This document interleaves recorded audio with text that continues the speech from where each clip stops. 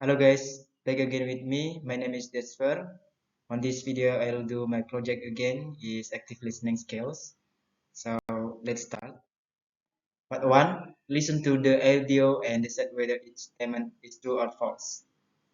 Number one, Jenny Fowler introduces Net News as a monthly television program devoted exclusively to computer gaming. False. Jenny introduces Net News as a weekly radio or audio program dealing with all matters online, not a monthly TV show about gaming. Number two, David Akris works as a software engineer for a company called WebSafe. False. David Akris is the head of an internet security company called WebBlock, not a software engineer at WebSafe. 3. The interview mainly discusses social networking addiction and cyberbullying. False. The interview mainly discusses email-related issues, specifically spam and phishing. False. Jenny says she received only 5 spam emails that morning. False. Jenny says she received about 30 to 40 spam emails that morning. Number 5. Jenny's spam emails mainly contained advertisements for computer hardware. False. Her spam emails cover things like winning the lottery and purchasing unmentionable items, not computer hardware. Number 6. David recommends using a single email account for both personal and professional purposes. False. David strongly recommends having separate personal and work email accounts. Number 7. David advises internet users to post their email addresses widely to increase online visibility. False. He explicitly wants not to navigate the internet, leaving your email address everywhere for everyone to find. Number 8. According to David, honest businesses are the primary collectors for email addresses from online. False. He blames unscrupulous individuals who harvest email addresses for personal gain or to sell to third parties. Number 9, David claims that email addresses can only be collected manually by human beings. False. He explained that software programs can collect them automatically without human eyes seeing them. Number 10, David explains that software programs called crawlers search only private websites for email addresses. False. He calls these programs spiders, not crawlers, and not the crawl public spaces like Kukri message boards. 11. David suggests keeping all email accounts even if they are heavily targeted by spam. False. He recommends that users heavily targeted by spam create a new email account and start over. 12. Jenny believes creating a new email account is a perfect solution for every listener. False. Jenny points out that creating a new account may not be practical for all of her listeners. 13. David recommends sending complaints directly to every spammer. False. David does not suggest complaining to spammers. He recommends using technical tools like anti-spam filters. 14. David states that internet service providers rarely offer spam protection. False. David states that your ISP internet service provider will most likely have a main anti-spam filter active by default. 15. Spam filters generally analyze outgoing messages rather than incoming messages. False. Spam filters analyze incoming messages, not outgoing ones. 16. David says spam filters identify spam loads solely on the basis of message length. False. They analyze messages based on a variety of factors, words, not font color, capitalization, not solely length. 17. Excessive capitalization is never considered an indicator of spam. False. Too much capitalization is explicitly mentioned as an indicator that marks an email out as spam. 18. A missing return address makes an email appear more trustworthy. False. A lack of a return address is a quality that marks an email as suspicious, making it look less trustworthy. 19. Jenny worries that legitimate emails might accidentally be deleted by spam filters. True. 20. David says that any email written in blue text is automatically deleted. False. David clarifies that any email written in blue text will not be considered spam if the message of is otherwise perfectly normal. 21. Spam filters usually classify a message as spam after detecting only one suspicious feature. False. A filter will only flag a message if several suspicious factors are present at the same time. 22. Users have no control over the sensitivity settings of spam filters. False. Users are often given direct control over the sensitivity level of their spam filters. 23. Margaret phones the program from New York. False. Margaret calls in from Boston, not New York. 24. Margaret wants to know whether antivirus software can block spam messages. False. Margaret wants to know if anti-spam filters can help prevent virus infections, not only other way around. 25. David states that most viruses originate from downloading music from the internet. False. David notes that many users infect their PCs by opening email attachments, often unwittingly sent by phone they know. 26. David recommends opening unexpected attachments to check whether they are dangerous. False. David explicitly warns not to open any achievement that arrive unexpectedly. 27. David advises computer users not to install antivirus software because modern operating systems are already secure enough. False. He strongly advises always keeping an up-to-date antivirus program installed on your computer. 28. David explains that phishing is spelled with an F rather than a PH. False. He explained that this variety of phishing is spelled with a PH and not an F. 28 and 29. David says phishing is an accident online threat that has existed since the invention of email. False. David describes phishing as a quiet, recent phenomenon, not an ancient threat. 30. David warns that users should never reply to emails requesting personal information such as account numbers, usernames, or passwords. True. Part 2. Answer these questions correctly. Number 1. Why was Diego Garcia's victory in the French Open considered a significant achievement compared to his performance in the previous years? Diego Garcia's victory is highly significant because it represents a major turnaround in his performance. Last year in Paris, he was knocked out in the very first round, whereas this year he successfully reached the semifinals. 2. What reason did Garcia give for his improved performance? And what does this suggest about the role of coaching in professional sports? Garcia credited his victory to changing his coach last winter. He suggests that in professional sports, strategy, guidance, and relationship with an athlete are pivotal factors that can fundamentally alter an athlete's career trajectory and performance outcomes.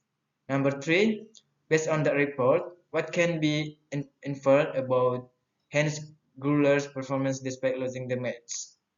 It can be inferred that Hans Gruler put up a highly competitive and resilient fight because Garcia had to overcome him in 4 sets rather than a straight set victory. Gruler clearly pushed the Brazilian player to earn his spot in the semifinals.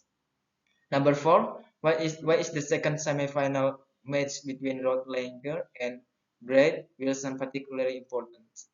The match between the two Americans is crucial because it is a direct elimination vote to decide who will advance to the final to face Diego Garcia. Number 5, explain how the report creates a sense of application regarding the French Open final. The report creates anticipation by setting up the narrative breakage early. It establishes Garcia as strong, rejuvenated finalist contender on the sides. on one side and introduces an implying All-American rivalry between Rodgers and Wilson on the other, leaving the listener eager to see who will emerge to challenge Garcia. Number 6, analyze the significance of Gianfranco Barre's victory in the 50th stage of the Tour de France. Gianfranco Barre's victory is significant because it marks the critical transition of the Tour de France into the grueling mountain stages. Winning this stage required immense physical endurance to conquer it. Number 7, what evidence suggests that Beresi is currently the stronger contender to win the Tour de France? The primary evidence is his substantial lead over the rest of the competition. Following his stage victory, Bercy leads to the entire Tour de France by over 6 minutes, which is massive time gap in professional cycling. Number 8, the reporter states that I will take something special to take the yellow jersey of him. What does this statement imply about the current competition? This statement implies that Barris is in supreme dominant form and that his competitors are currently lagging behind. It suggests that a standard performance will not be enough to beat him. Someone will have to deliver a flawless, extraordinary effort to close the 6 minute gap. Number 9, how the weather conditions affect the first day of the IBM Open in Tennessee. Stormy weather severely disrupted the schedule of the tournament's first day. Because of the poor conditions, the players were unable to tee off until around 2 in the afternoon.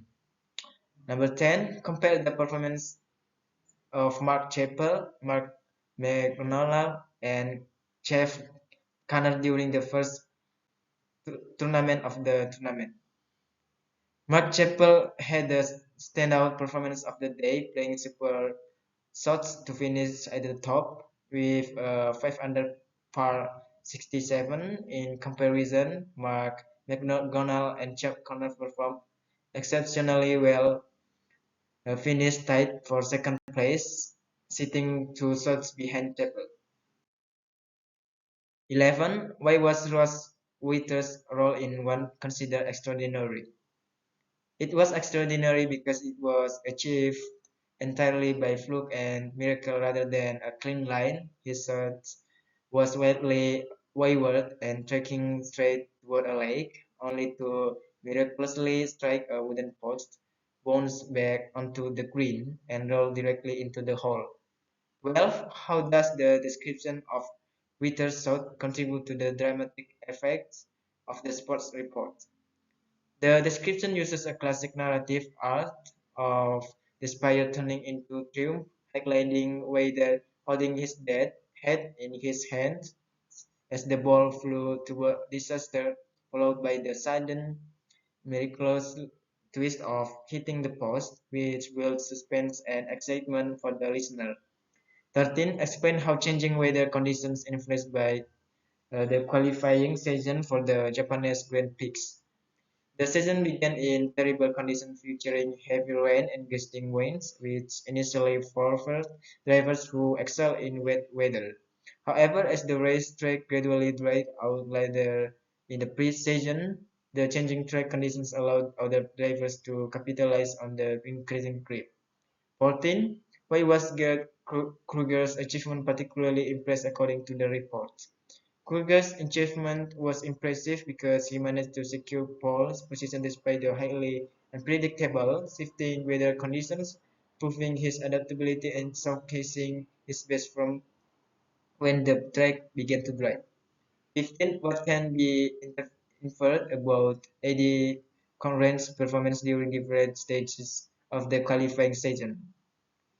It can be inferred that Andy Corrent is highly skilled in three-chorus wet conditions as they took early lead when the rain was heavy and winds were gusting. However, he was unable to maintain that dominance as the track dried or the playing field leveled.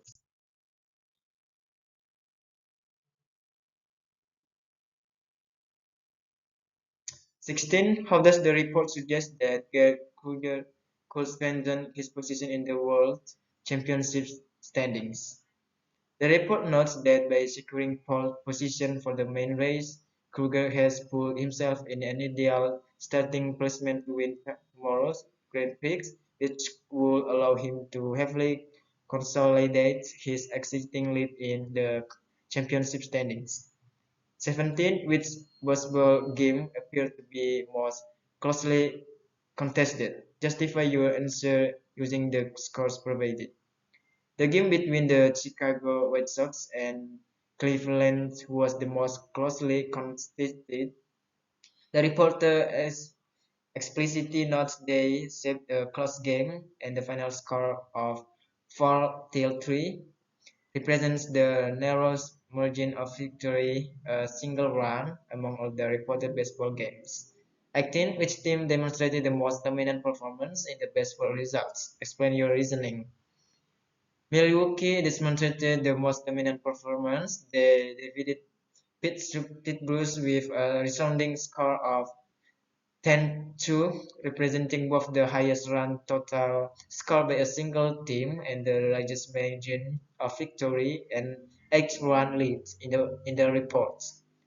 19. Compare how individual sports, tennis, golf, and motor racing, and team sports baseball are presented in the news reports.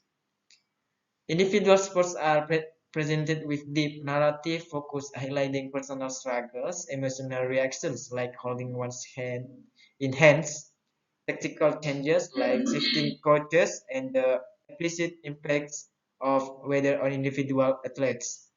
Conversely, the team sports segment baseball shifts away individual narratives entirely, presenting the information as a rapid fire, concise list of final scores and team margins. 20. Make a note. Topic: Important notes regarding phonetic variations and spelling of athlete names. Body paragraph: In this audio, several other names show a clear gap between phonetic pronunciation and standard spelling. For example, the F1 driver sounds like Eddie Cochran. The cyclist is pronounced Gianfranco Baresi, and the golfers' names sound like Chet Chaff Connor and Ross Wilder. Spotting these subtle pronunciation variations is essential for accurate English transcription. Conclusion: In conclusion, the spelling and sound differences highlight the score challenges of transcribing spoke English. Recognizing these international names helps ensure factual accuracy and sharpens advanced listening skills. Part 3. Retelling story. Based on the story by Hans Christian Andersen, the Chinese emperor's palace and gardens were renowned for their exquisite beauty, delicate porcelain architecture, and unique musical flowers.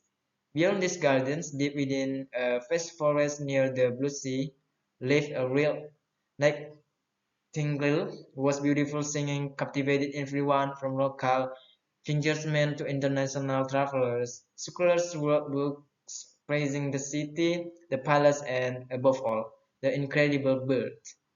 Upon reading one of these books, the emperor realized he was entirely unaware of the magnificent nightingale in his own empire. He commanded his chief uh, cavalier to find the bird and bring it to court that evening. After a frantic search through the palace, the nobleman only found clues from a poor kitchen maid, who agreed to lead the court into the forest. Along the way, the courtiers mistook crows and frogs for the nightingale before finally locating the small, plain gray bird. The nightingale happily accepted the invitation to sing for the emperor. At the palace, the nightingale's performance was a spectacular success, moving the emperor to tears of joy. The bird declined material rewards, stating that the emperor's tears were the ultimate honor. However, the situation changed when the emperor received a gift from the emperor of Japan. The mechanical rectangle covered in jewels that could sing perfectly timed waltzes. The court became infatuated with the predictable, glittering toy, leading the real nightingale to slip away unnoticed back to her forest. Consequently, the emperor banished the real bird and elevated the artificial one to a position of high court honor. Okay, guys, that's all for me. Thank you for watching.